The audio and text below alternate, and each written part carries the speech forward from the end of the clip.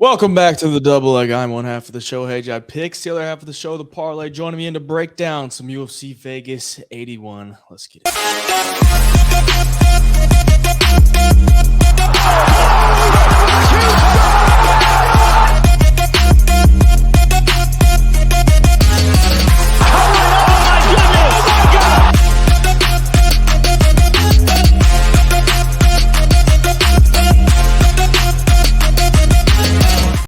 12 fights to break down for Saturday's UFC card. Once again, we are at the Apex, headlined by Sodiq Yusuff and Edson Barboza. Yusuff been off for a while. Barboza coming off a big knockout win.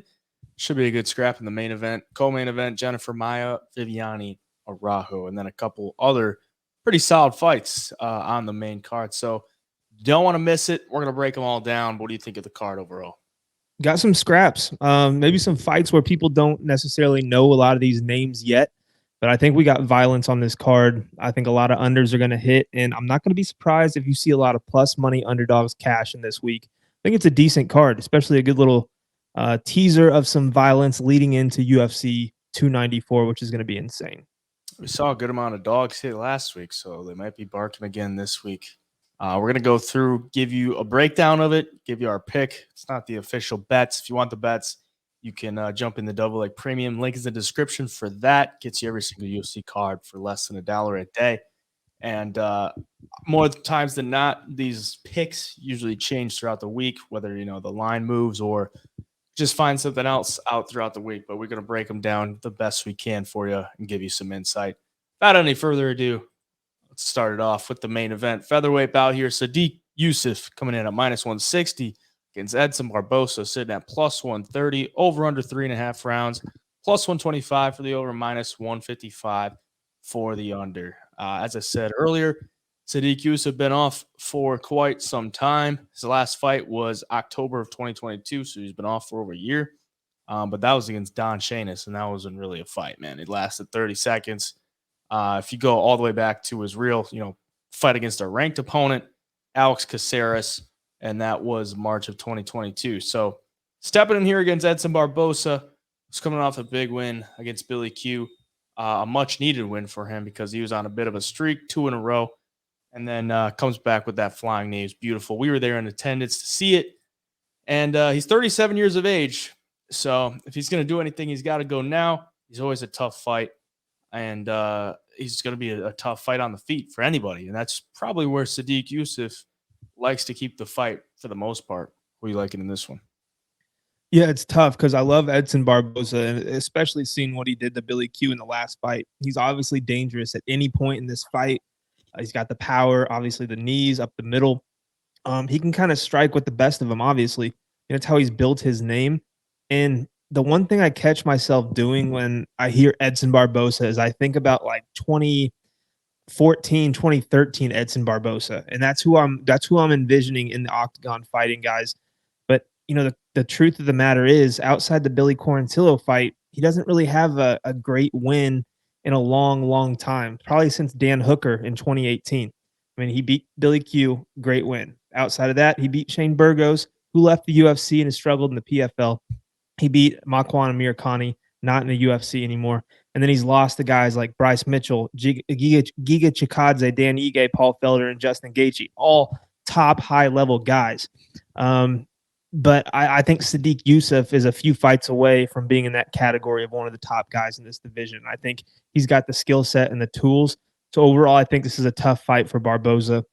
And if you notice, like Barboza's last 2 losses, Bryce Mitchell, Chikadze, even Dan Ige before that, guys with good pressure, especially Bryce. Bryce got in his face and, got 4 takedowns in the fight and really put the pressure on him.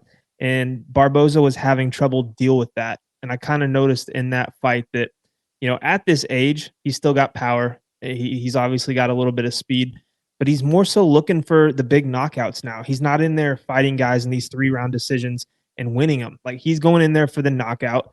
And if he doesn't get it, a lot of times he's losing these decisions. And against a guy like Sodiq Yusuff, who is strong, he's fast, he'll march forward and put the pressure on guys and throw some big shots in there as well. Good takedown defense, which I doubt he's going to need here. But all around, I just think Sodiq Yusuff at this stage in his career is going to be a lot better in this fight. I think he gets the win. You look at Edson Barboza's striking numbers. I mean, lands 4 significant strikes per minute, gets hit with 4.12. It's a negative striking differential. And for Sadiq Yusuff, lands 5.3 per minute and only gets hit with 3.65. So that basically right there tells me what I need to know, especially at the point in these two careers. I think it's Sadiq Yusuff in this matchup. Yeah, I'm tempted to just rock with a dog, considering the last like 4 dogs in the main events have come through. But Right, exactly. and considering it's Edson Barboza, he's always dangerous, and crazy stuff happens at the apex. But when I watch it, and I'm like, who do I really think is going to win? I think Sadiq Yusuff's going to win. I think he can hang with him on the feet. And what I've really looked at in the past couple fights for Sadiq Yusuff is the way he's mixing in at least some sort of grappling, whether it's cage control, press him up against the cage, even the takedown defense and grappling exchanges against Chairez, who's a really good grappler. He was able to get out of it, and just seems like he's adding a lot of that to his game. Last time out, gets the guillotine choke in 30 seconds. It looked really slick. Granted, the opponent wasn't the best, but I think he comes in here and probably gets a win. And like you said, I mean, Edson Barboza seems like he's just looking for that, that one big punch to like finish guys. Will he be there early on? Absolutely, but I think Sadiq Yusuff should be able to handle this. He'll be the pick for me. But yeah, I'm gonna keep an eye on the line, because maybe if it gets a little bit too high for Yusuff, I'll go the other side. Or maybe we'll get a better price as the week goes on. People love to take Edson Barboza at plus money, so hoping they do. Co-main event flyweight bout here. Viviane Araujo coming in at plus 120 against Jennifer Maia, sitting at minus 150. Over under 2.5 rounds, minus 450 for the over, plus 325 for the under. Women's MMA, we're getting a chalky over 2.5 there. So it's probably going to a decision. Viviane Araujo, 36 years of age. Jennifer Maia, 35. These women have been up and down as far as, in the rankings. But Jennifer Maia seems to be on a little bit of a resurgence. She's picked up a couple wins. One against Casey O'Neill, one against Marina Moroz. Before that, back-to-back losses to 2 of the better girls in the division, Fiorot and Chikagian. For Viviane Araujo, she had that main event last year, kind of around this time, against Alexa Grasso, and she lost that by decision, all 5 rounds, and then goes in against Amanda Ribas in a pick'em fight and loses that one. So this is a weird fight, in my opinion. I mean, it's probably going to be pretty subjective. I would say Jennifer Maia's striking has looked a little bit better as of recently, looking a little bit sharper. Araujo is a little bit older by like a year. And I think if Araujo wants to win this fight, she's got to mix it in. Mix in some kind of takedown, mix in some kind of control, and just kind of slow Jennifer Maia down, because she seems to be moving pretty well in and out with the hands and the kicks. So both ladies have a near negative strike differential, or at least a near neutral striking differential. Araujo is negative, and Jennifer Maia is negative. So that's never a great sign. Never really like to get behind a fighter that has that. I don't know. I mean, this is going to be a subjective fight. Probably one I'm not going to go too hard on either way, because it's so chalk to the over. It's probably going to go to decision. It's going to be like a lot of the fights we had last week with the women's MMA. Pretty subjective. So for the pick, I'm going to go with Jennifer Maia. I think she's probably got some better hands right now, but I don't really like it too much. What are you thinking? Yeah, no, I kind of feel the same way, but I think either way you lean here, if you're betting on this fight, I think you have to take the winner by decision, because, man, you add up the fights between these two girls, both combined in the UFC, a total of 20 fights between them. Only 2 finishes in all 20 fights. One was a knockout by Vivian, and then for Jennifer Maia, she had the submission win against Joanne Wood.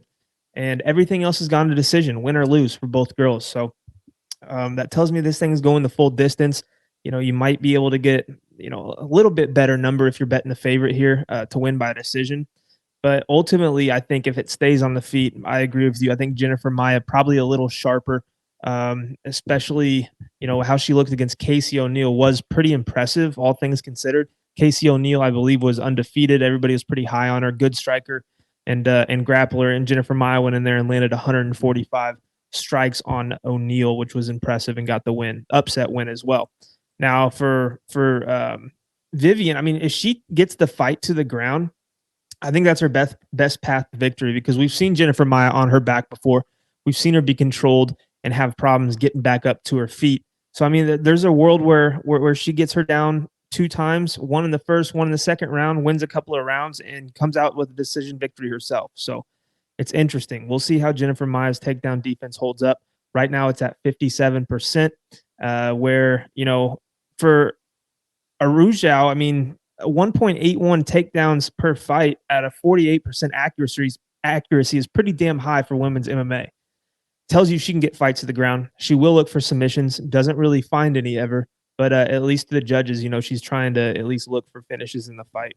Yeah, I think if you're betting this, it might be dog or pass.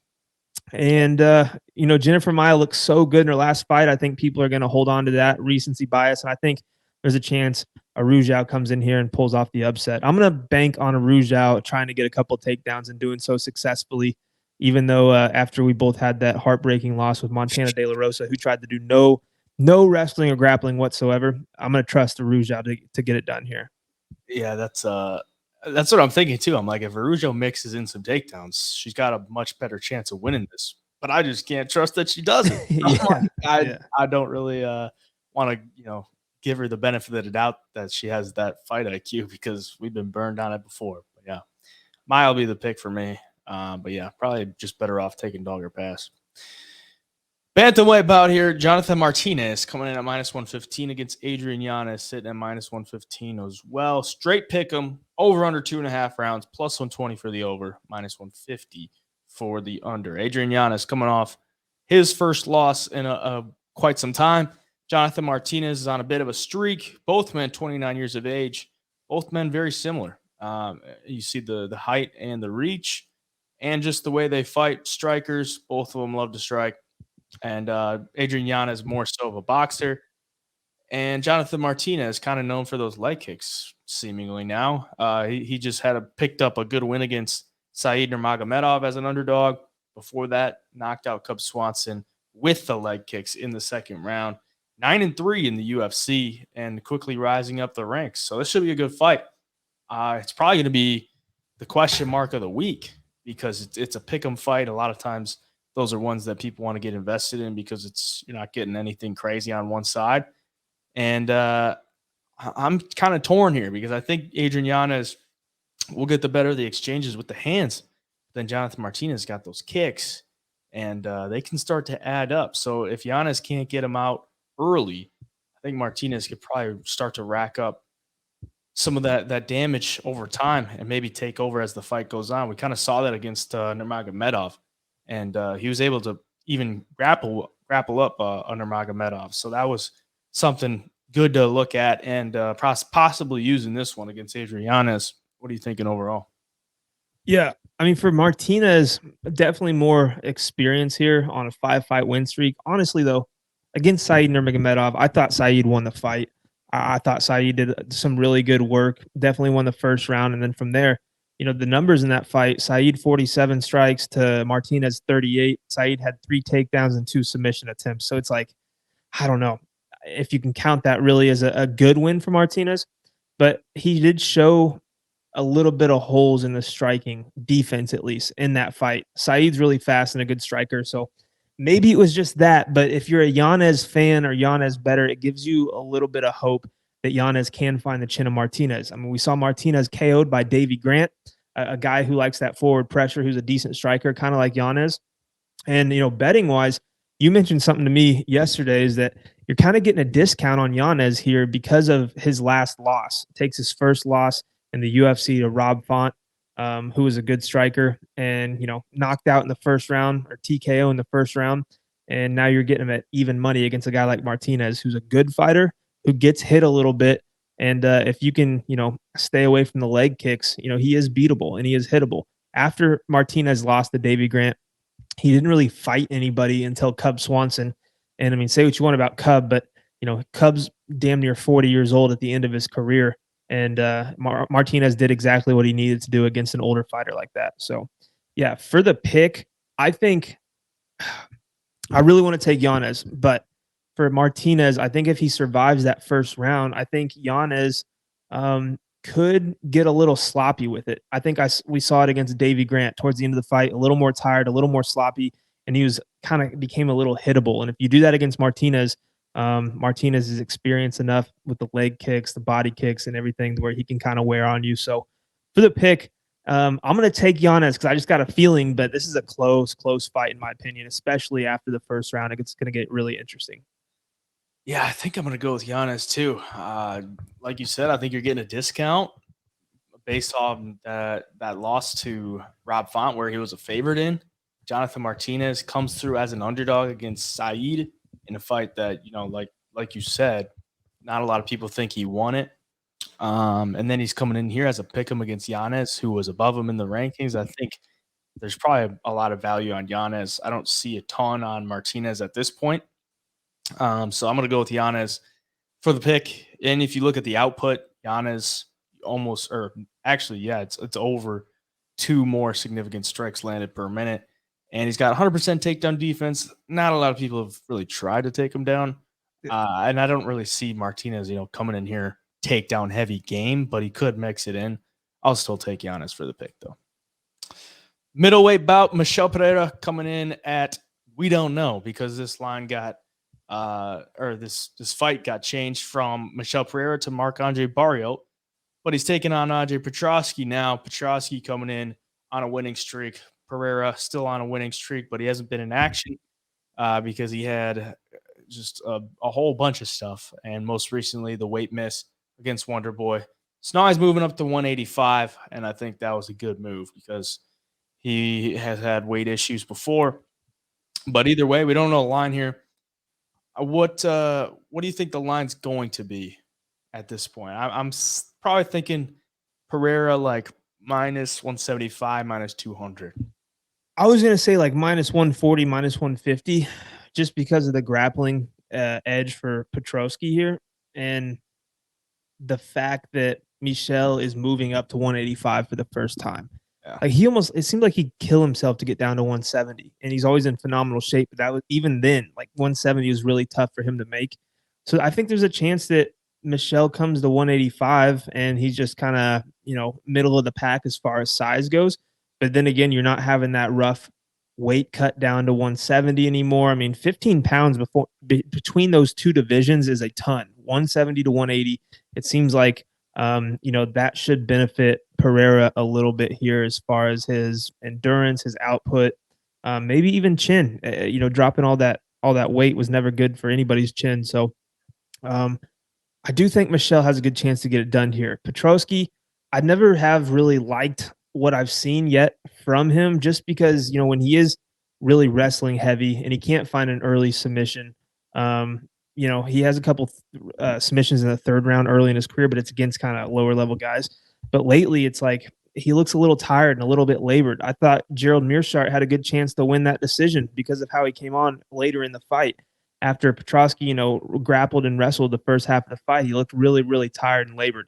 If that happens against a guy like Michel Pereira, Pereira is going to put the work on you on the feet with the body shots and really ramp up that volume and pressure and make it extremely hard for you to keep your gas tank in check. So, for my pick, I'm going to take Michel. I could even see him getting some kind of finish here. The dude's insane on the feet with the striking. I have a feeling that 185 is going to be a better home for him as far as the weight cut. I think he's going to have more energy than he even does now. Maybe the gas tank is even better. Going up against Andre, who is taking this fight shorter notice. And like I said, I've just never been too impressed. He hits hard on the feet, but for how long? He kind of gets labored with the striking as the fight goes on. And I think that's going to be his downfall here against Michel. Yeah, that was not the best performance against GM3 for Petroski. It really looked like he just didn't respect him whatsoever on the feet and thought he would be able to take his head off, and then quickly found out that he's not like some great striker. And that was the biggest takeaway from that. Even on the ground, like it wasn't like he had some dominant ground game against GM3 either. He was just able to hit him on the feet. GM3 not hard to hit on the feet, but Petroski was whiffing a lot. So it was a weird fight to watch, and he was, a minus 220 favorite or someone in that range. So I don't really love that fight to look at because you're going up against Michel Pereira, who is a much better striker. And I don't know if Petroski's going to be able to, ragdoll him to the ground and use that wrestling and the submission game, because Pereira's pretty athletic, and So athletic, yeah. at 185, he's going to be quicker than a lot of these guys, especially a guy like Petroski, who's a wrestler and he's want to shoot into double legs. He's going to be able to sprawl faster. So I think Pereira gets this one done. Petroski is able to get gassed out. Pereira has been able to get gassed out at 170. I'm hoping that'll help when he gets up to 185 as far as the cardio goes, not having to cut those pounds. So I'm going to go with Pereira. And I think he could find a finish too, as long as, the only thing that scares me too is how crazy Pereira fights. It's like he could find some like weird way to get DQ'd or something like he's had a DQ loss before, and he's had fights where he's landed on dudes' faces when they're on the ground with his feet. So I'm like, God dang, dude! Like, if I lose to that, that'd be crazy. But yeah, I'll be taking on Pereira this week. Catchweight bout: Edgar Chairez coming in at minus 305 in the rematch against Daniel Lacerda, sitting at plus 230, over under 1.5 rounds, plus 165 for the over, minus 195 for the under. We are getting the 6th Daniel Lacerda fight. And because we had the now contest this last time out, so this is the rematch, but it's going to be at 130 instead of 125. And Chairez is a little bit bigger of a favorite than the last time, but some would argue he got that submission win. And there are some angles of that fight where I'm like, yeah, he might have been out. But either way, it was a questionable stoppage by the ref. So we get it again. I'm kind of glad we get it again because I like to see a Daniel Lacerda fight. I hope to God he doesn't go out there and start shooting takedowns again, because then I'm going to not like him. Because the only fun part about him was the crazy striking he had in the first round, and then you get to watch him kind of crumble, and then he gets kind of a beatdown. So, yeah, here we are. Lacerda, Chairez again. I would assume most people are going to be taking Chairez. I will be taking Chairez because I do think he's just better at this point. Better gas tank, more durable, better striking, and he showed he can handle the grappling of Lacerda. So it's tough not to take Chairez, but Lacerda, always dangerous in round one. You never know. Smaller cage too. Maybe he'll be able to find something. What are you thinking on this one? Yeah, for the way Lacerda fights and for how dangerous he is, it's crazy to look at his stats online and see all losses or in one no contest next to his name in the UFC, because he's had guys in trouble. I mean, scored knockdowns against CJ Vergara, and I thought he had him dead to rights in that first round, and just the ref let it go on, and CJ recovered somehow. And Lacerda, after that first round, after trying to find the finish in the first, he just gasses out, and I don't think he knows any other way to fight. I don't think there's a slowing down button for him. I think he's 100 mile an hour at all costs, and he's either going to win the fight, he's going to try to win the fight, or he's going to lose and go down swinging. But for Chairez, yeah, I think he's a good fighter. He showed against Tatsuro Taira even that he's got no quit in him. He's hard to finish. He throws hands on the feet too. He's dangerous. He's powerful, and obviously he'll catch you in submissions too if you leave that neck exposed. I think he gets the win again, but from a betting standpoint, I hate betting against guys like Lacerda. Even though he's lost or has no contest in every single UFC fight, it's always that one time that you start catching on. You're like, oh, all losses, this dude's losing again. Then he comes out with that first round monster KO. Not saying it's going to happen here, but he's just such a dangerous guy, but so fun to watch. I do think Chairez wins in this fight as well. I think it's going to be a different style fight, though. I don't think it's going to be Lacerda shooting takedowns and leaving his neck open. I think this is going to be a stand-up war for at least 1.5 rounds until somebody falls. I mean, if you liked Lacerda last time, you're probably getting a better price on him this time. It's going to be a different fight. or at least we were expecting it to be a different fight. So yeah, like you said, I mean, it's probably not a bad idea to just roll with Lacerda for a little something and hope he pulls it off. But for me, Chairez will be the pick.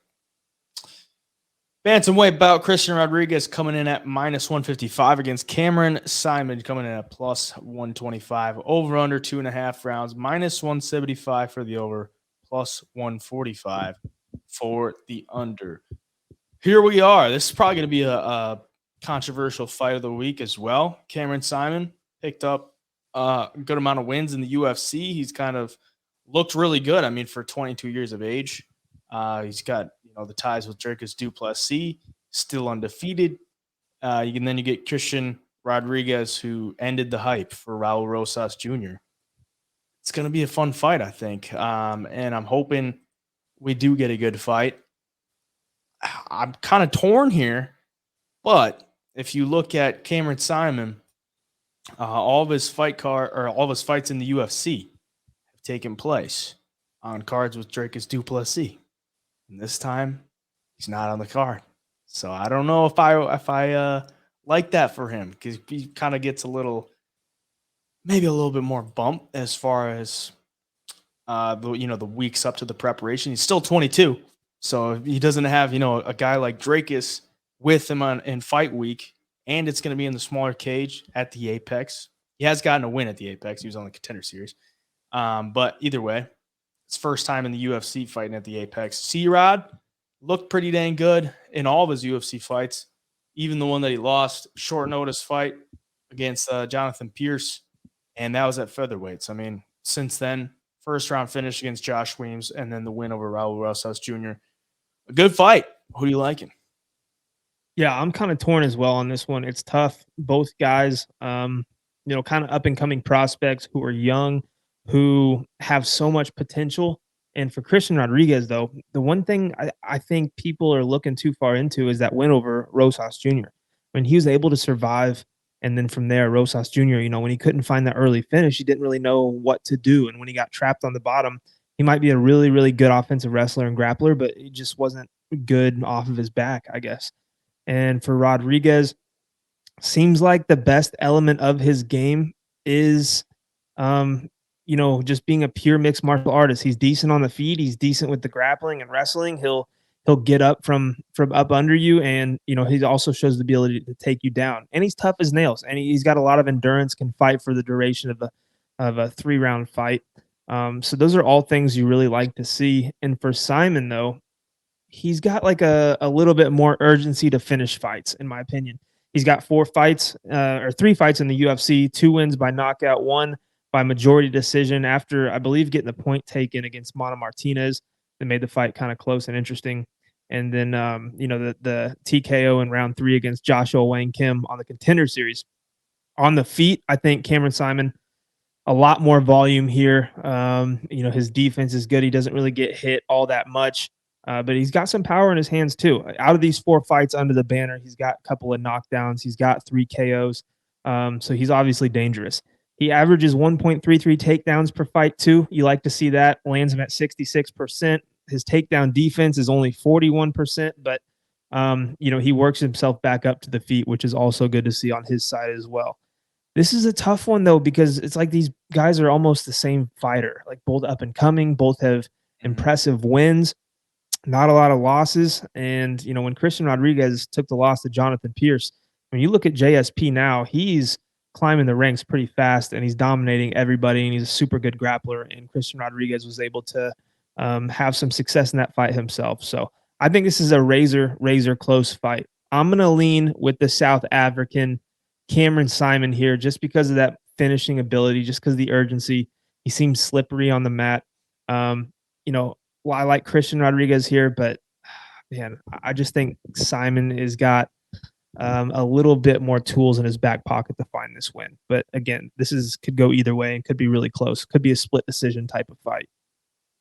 Yeah, this is kind of a weird one in the fact that it's a step up for Cameron Saaiman, and for Christian Rodriguez, it might be it's something that he's already seen before. Like if you go from JSP and then kind of a layup against Josh Weems, and then he was an underdog against Raul Rosas and pulled it off.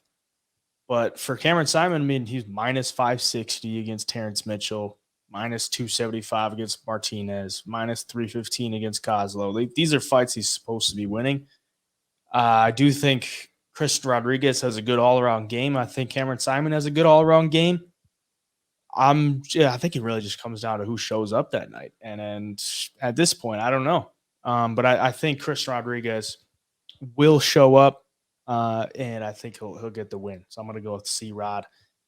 But I'm going to keep an eye on this one as the week goes on because I want to see, where the money's at, because I think Saaiman as a dog will be probably a popular play. But then you're also going to get at the people that are going to say this is deja vu. Chris Rodriguez killing the hype on another undefeated up-and-comer young guy. So I'm going to keep an eye on it. But for now, Rodriguez will be the pick. What's the over at? The over could be because both guys seem good enough to where they're not going to get finished here. Minus 175. Yeah, it's a little juicy. Is it? Yeah. Featherweight bout. TJ Brown coming in at minus 200 against Darren Elkins, sitting at plus 165. Over under 2.5 rounds, minus 140 for the over, plus 110 for the under. TJ Brown coming in 3-2 in his last 5. Same for Darren Elkins, but he is pushing 40 years old. The damage has taken a lot of damage, and he's looking like he's probably going to take a lot of damage in this one, as he is coming in as the underdog for TJ Brown. Last time out, had a good fight with Bill Algeo, but gets subbed in the second. Before that, a good win in a third-round finish against the debuting Eric Silva for Darren Elkins. The long 27-fight career of the UFC. Last time out against Jonathan Pierce, doesn't get finished in a fight that I thought for sure would be a finish. But Jonathan Pierce couldn't finish him. But either way, put the damage on him for 3 rounds, and the damage loses a decision. He's always game. He's a tough guy. And I don't know if I like TJ Brown at minus 200 because he's not exactly the cream of the crop for 145. UFC career, he's 3-4. And his wins, Eric Silva, Charles Rosa, Kai Kamaka. And those are his wins. 2 of them by decision, 1 in the third-round finish. Who are you liking in this one? Yeah, it's tough. I mean, it's hard to be a Darren Elkins better on the money line just because of his age and the damage he's taken and how he's looked and just kind of getting, mauled in some of these fights at this stage in his career. But there's a world where TJ Brown comes out, looks for an early finish, can't get it, and just gets tired as hell. And, at least we know with Elkins, he's going to be there all 3 rounds. So TJ Brown should win this fight. He's a lot younger. I don't even want to say more skilled, but I just think he's going to be faster. Probably going to hit a little bit harder. He's got the wrestling to go with his game that could probably offset Darren Elkins' grappling and wrestling game here. But the one thing that I worry about with TJ Brown is just gassing himself out and getting tired somewhere in the second round. And then all of a sudden you look at Darren Elkins looking for a third-round finish and applying the pressure, getting a takedown of his own, landing some ground and pound, looking for submissions, and just somehow pulling it off. Don't be surprised if you see a Darren Elkins round 3 finish prop on my card this weekend, because I just think there's a world that happens. I do think TJ Brown should win the fight, but this is, like we've seen in MMA, man, this game is ridiculously unpredictable at times. And my pick's going to be TJ Brown. But as far as betting goes, you can almost bet I'm going to have a Darren Elkins round 3 prop on my card. Yeah, TJ would be the pick for me, but I don't love the price. Darren Elkins not really beating anybody crazy. Tristan Connolly, Derek Minner, Eduardo Gregari. These aren't like those are his wins in the past 5 years. So it's not like he's beating anybody good, but TJ Brown isn't anybody to write home about. I don't really love this fight overall.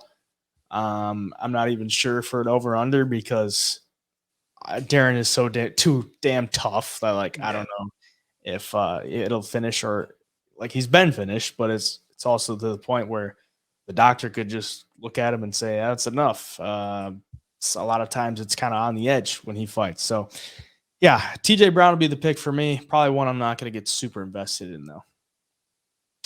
Bantamweight bout, Tainara Lisboa coming in at minus 325 against Ravina Oliveira, sitting at plus 235. Over under 2.5 rounds, plus 120 for the over, minus 150 for the under. Lisboa making her second fight in the UFC. Oliveira making her debut on somewhat of a short notice. I mean, she's a replacement. It was supposed to be this girl, Diara Zalazinakayeva, but she pulled out, and in steps Ravina Oliveira, who's 7-1-1, and she went to a draw her professional debut, lost her second fight. Since then, she's won 7 straight. But you look at the competition, and man, it's 0-0, 0-0, 0-0, 1-1, 0-1, 0-0. So the first time she fought a girl that had more than one win was the last time she fought, and that was August 12th, 2023. She got a 3rd round finish. If you watch the film on her, she wants to keep it standing. She wants to strike it out, but it's kind of wild stuff. It's a lot of hooks and just, throwing flurries. Tainara Lisboa, she's got the Muay Thai background. She's probably going to look a lot more sharper on the feet. Here, she showed it in her debut against Jessica Rose Clark. A lot of shots right down the pipe. JRC didn't want none of it. After like a round in, she was starting to shoot takedowns a lot. Lisboa still able to beat her out of there and submit her. So Lisboa, big favorite in here. I do think she gets it done. Don't love the price considering it's women's MMA, but I do think she wins. You giving the dog a chance at all? Always a chance in women's MMA, and I just don't like her style going up against Lisboa, because you look at Oliveira in her fights, she's got 7 wins and 6 of them come by knockout, but against nobodies. I mean, I don't think she's going to be able to find the chin and do some damage and knock Lisboa out here. Because if you look at Lisboa, man, former Muay Thai fighter who has a loss to Valentina Shevchenko by decision. Like, if she's not getting knocked out by Valentina and girls like that, like, I don't think this Ravina Oliveira is going to come in and do that. And also another fun fact about Lisboa is her first ever professional mixed martial arts fight was against Norma Dumont, who was also making her first professional MMA fight, which is, just shows she's fought good competition in her past. The Jessica Rose Clark fight, she showed some good striking when she had to, got into position, found the rear naked choke. She does have 3 finishes by TKO or KO and 3 by submission.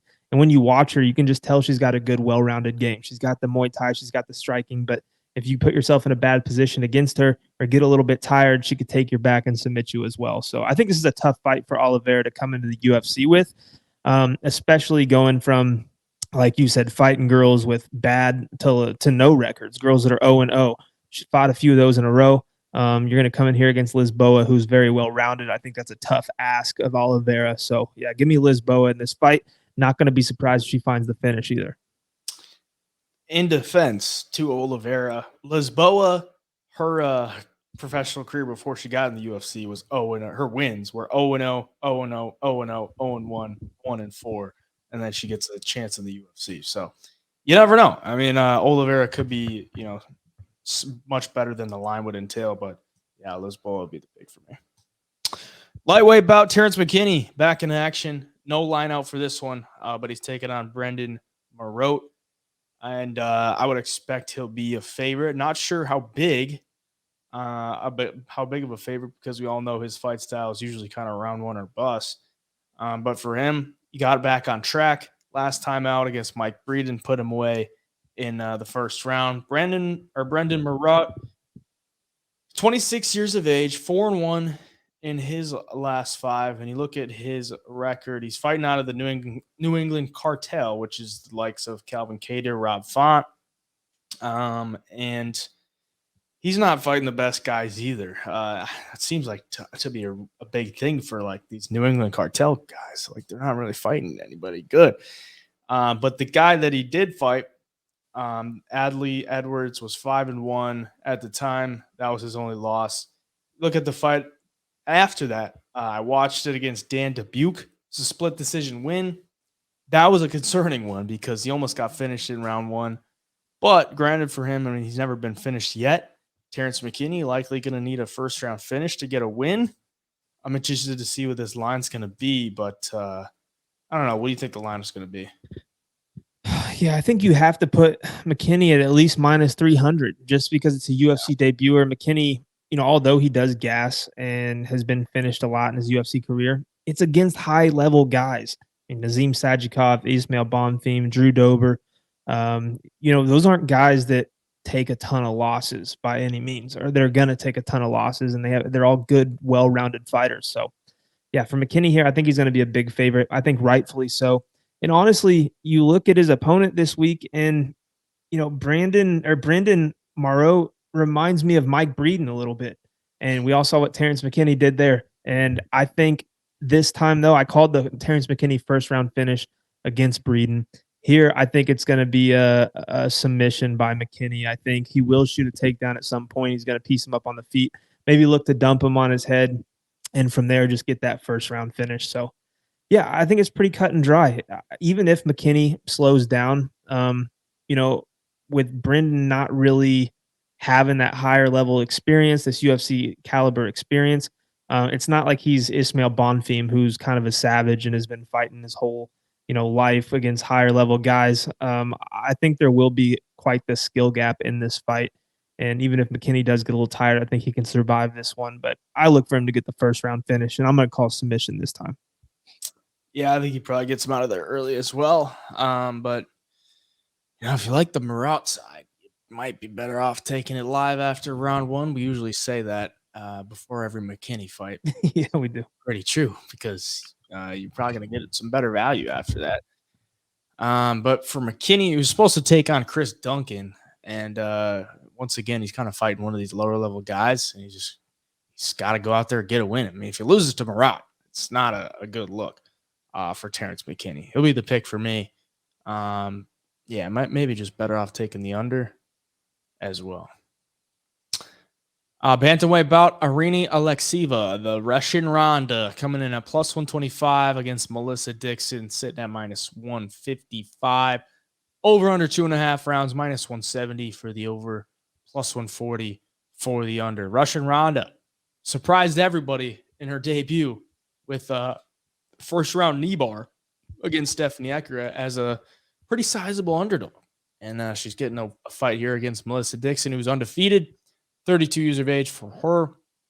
And she just picked up a pretty solid win against the lady that I tried to say earlier, who was supposed to be fighting on this card in the UFC, Daria Zalesniakova.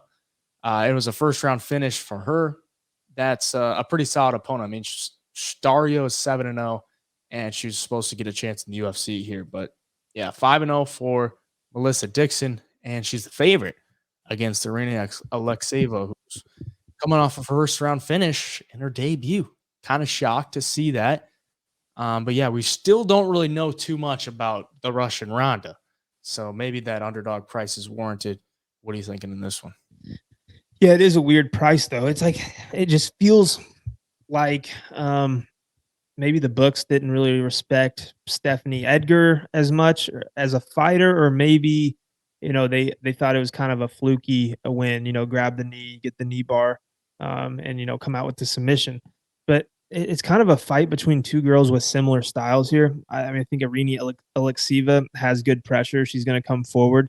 She's pretty tough, too. I feel like she eats shots in a lot of her fights just to get close, get into the clinch. If she takes you down, she's looking for submissions. She's looking for a little bit of ground and pound. But on the ground, I like seeing, even though it's lower level, she does get arm bars and knee bars, and it shows you she's got at least a good understanding and level of jiu-jitsu in her back pocket to where she's going to be solid on the ground. But Melissa Dixon, I'm pretty sure is a more decorated jiu-jitsu player than Alekseeva, or at least she's got more experience in that art. So it's going to be interesting. You just never know with these UFC debuters and women's MMA. She could come in and look like a minus 500 favorite for all we know. I do think, though, Alekseeva might come out a little hot.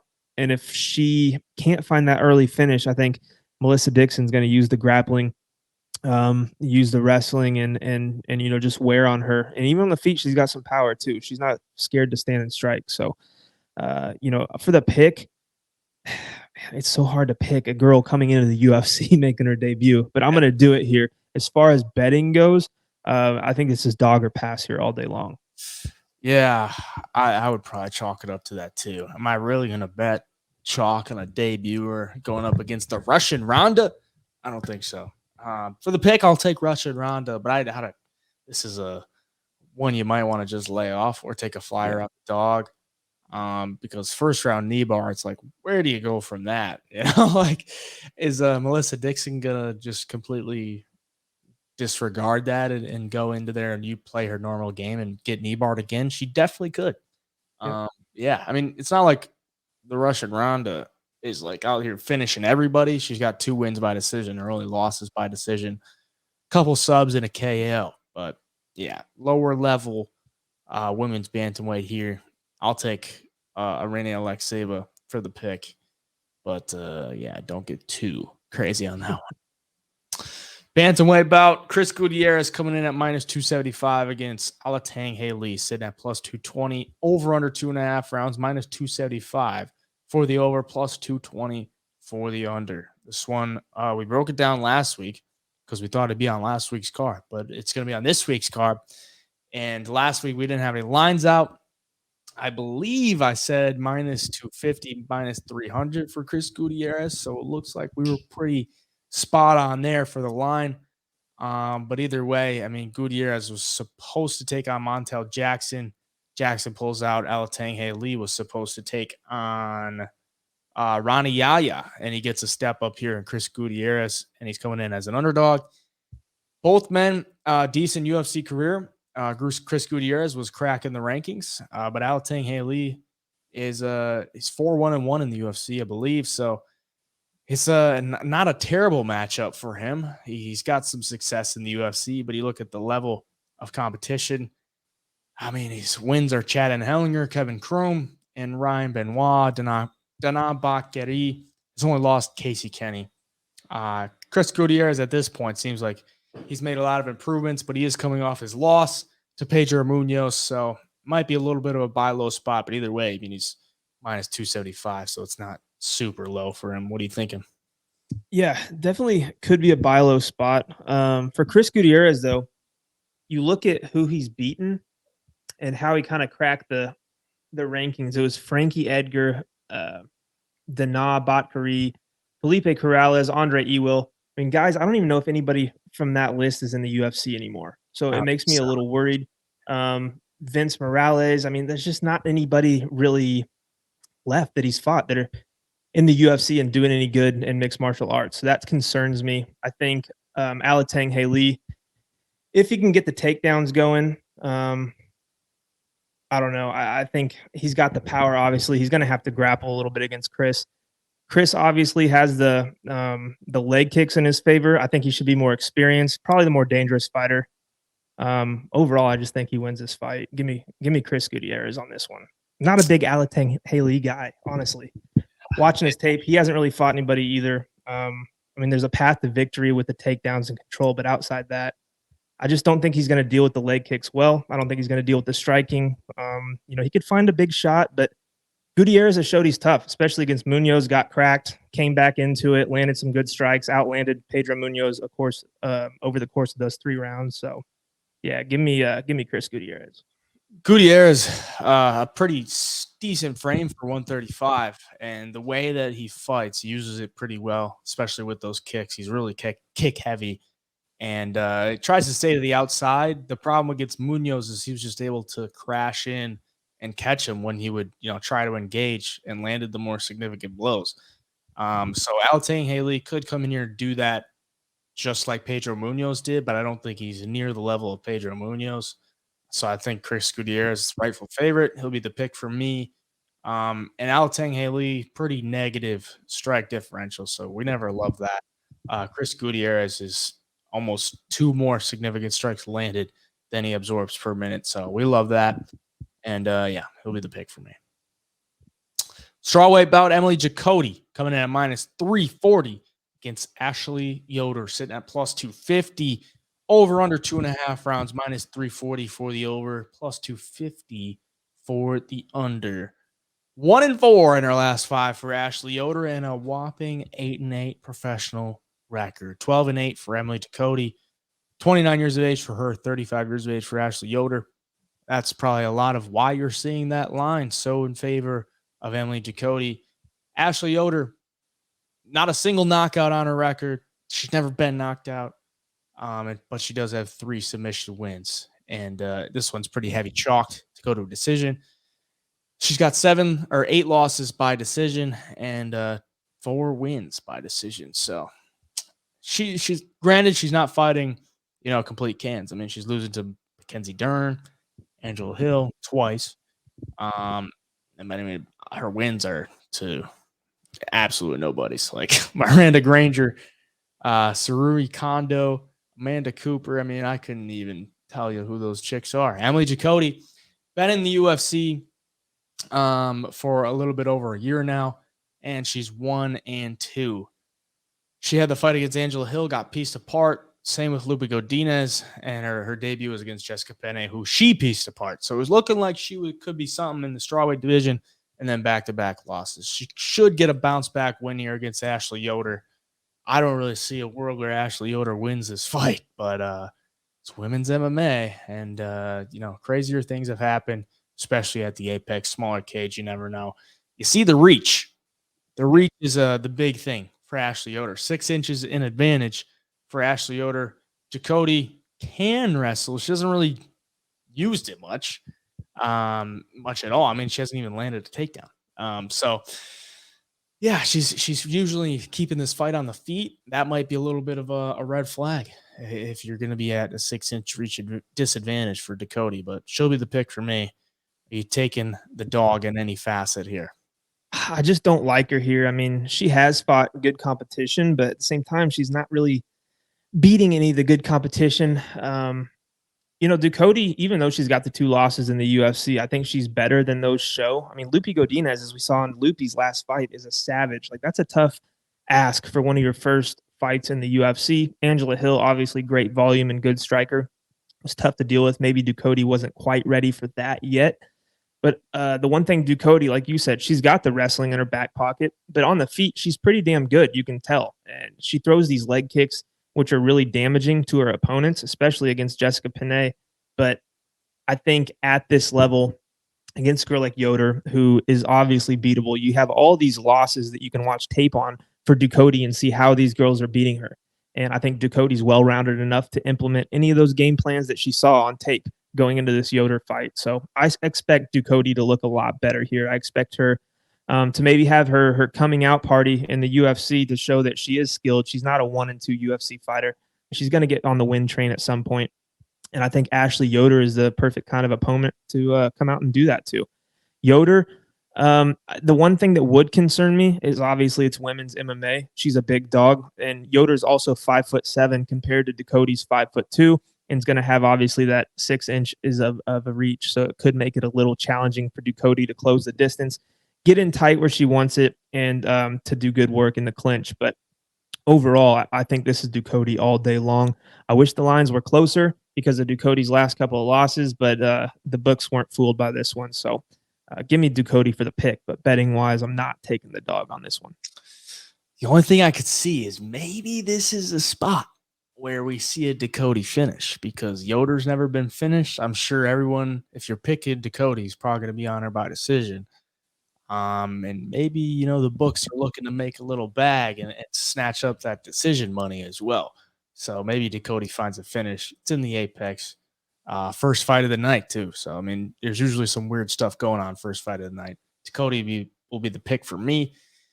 And yeah, those are the picks for UFC Vegas 81. Once again, if you want the official bets, link is in the description for the premium membership. Gets you every single UFC card for less than $1 a day. And we got Dana White Contender Series tomorrow.